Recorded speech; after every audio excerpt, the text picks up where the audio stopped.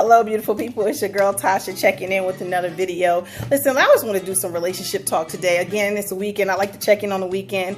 I was having a conversation about a new video that came out. It's like a couple weeks old, so I was going to wait until people heard it. And I'm sure you heard it. It's by Mr. August.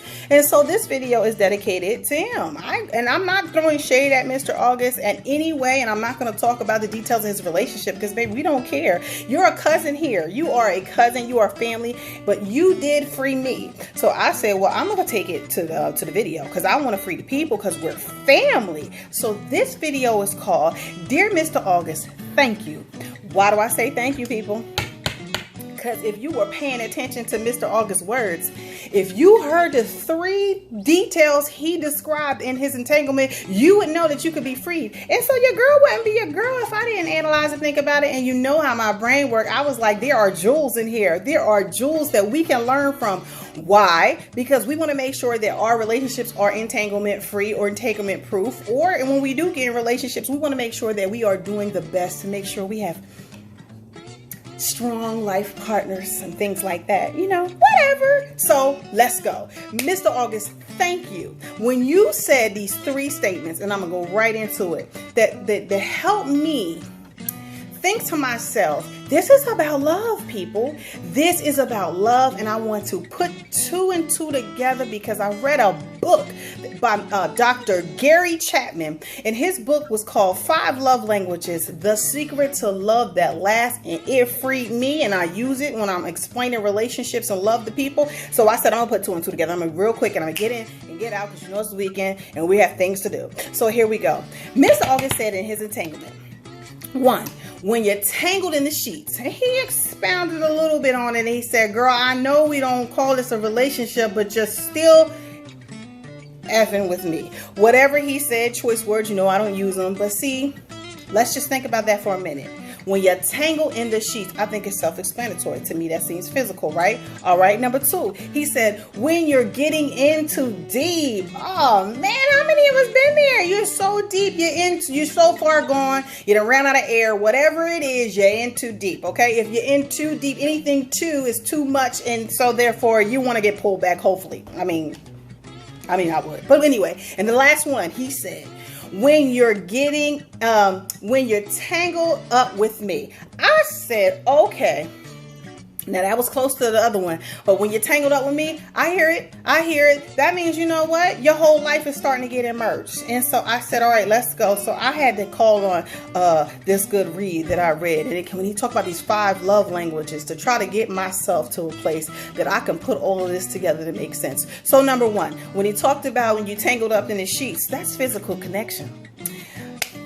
Physical connection. One of the love languages that Dr. Chapman talked about was physical connection, physical touch, okay? And so here, everybody know if you're being intimate, and I know that's what he's talking about, and he's in the sheets, however that looks, okay? We're going to keep this G-rated. Whatever it was, your significant other, at some point, we want to make your relationship entanglement proof. So at some point, you need to know if their love language is physical touch, then they may look for it outside of the relationship if you're not getting to them. The first thing we do in an argument is what, y'all? Come on. I know y'all gonna feel me. When you know somebody's love language is physical touch and physical communication, connection, what do?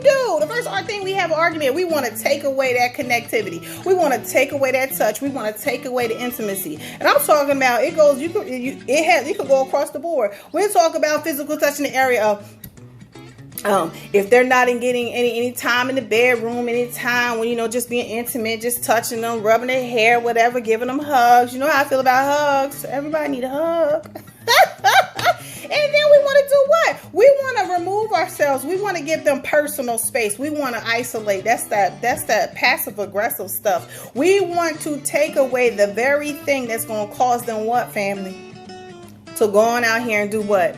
And get entangled in those sheets. Moving on. Okay, number 2. When you tangled up with me. To me, that screamed out what? One of the 5 love languages that he said was a quality time. He said some people love languages are quality time and also receiving gifts. So that just screamed out to me, he's talking about spending time together. Mr. August, you are genius. So how can we stop ourselves from getting entangled in our relationships and not doing what our partners need us to do. They need us. If their love language is quality time or receiving gifts, what we don't want to do is have somebody else from the outside come and have them tangled up with them, because that means what? They could work together. They could be spending time together. They could have the same hobbies. They could be, look, if they in church, they could be on the same ministries. They could have like conference calls now and then, the Zooms, they looking at each other in the computer. You don't know what it is. I'm trying to help us, family. You need to make sure if your significant other's love language is quality times and gifts, that you're the one fulfilling that. August said it. When you tangled up with me, you don't want nobody else to get tangled up. And when they're trying to be spending that time together, that quality time that you're supposed to be doing. But again, what do when we get in an argument, people? Come on, I'll wait for it. What do? We take away our time. We take away our time. We stop buying stuff for them. Oh, I'm gonna stop doing what they like. If you was buying flowers before, you need to keep buying flowers, whether you're mad or not. This is something you need to keep working on. If you was open the doors, then quality time. If you was watching movies with them, now don't try to act like you want to go in another room to watch the movie. Y'all petty. Come on, y'all know y'all done been there. We big petty. Moving on. And then that's what I want to talk about. He said, when you're getting in too deep. Well, two of the other love languages that Dr. Chapman talked about was what? Acts of service and words of affirmation. So I immediately said, oh, that's right there. When you're getting in too deep, that means you're in. We talked about that a little bit earlier. Listen, that means that your partner's love language is they want to be comforted. They like that act of service, the word of affirmation. That makes them feel good. They want to feel good. They want you to be actionable. They want you to put in action your love. They want, you know what? They don't need, if you're looking to keep your partner and to keep them satisfied, and their love language is acts of service and words of affirmation, you might not want to stop listening to them. Yeah. If they're talkers like myself, you might want to just listen to the whole story. Even if you don't look. I hear you. I mean, look engaged, because guess what? Somebody else will.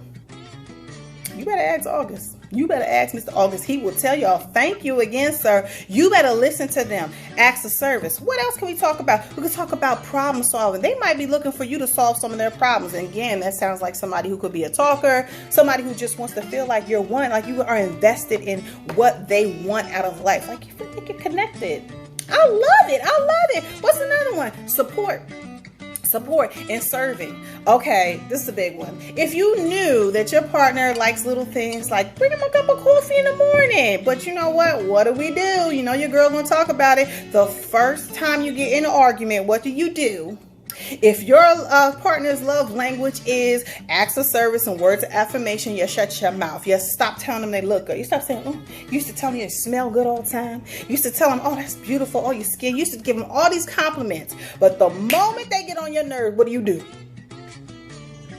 You stop talking to them. You shut your mouth. You take away the words of affirmation, and then you stop being kind to them. I'm talking about you won't get the cup of coffee for them, huh? You made whole dinner, and then you put the dinner away after you made your plate. You said, well, he ain't getting this food today, or she ain't getting this food today. You know we could be petty. You do not want to do that if your partner's love language is acts of service and words of affirmation. Listen, let me do a quick run through one more time. There are 5 love languages, says Dr. Gary Chapman. 1 is receiving gifts, 1 is quality time, 1 is acts of service, 1 is physical touch, and the other is words of affirmation. If you know what your partner's love language is, ask them.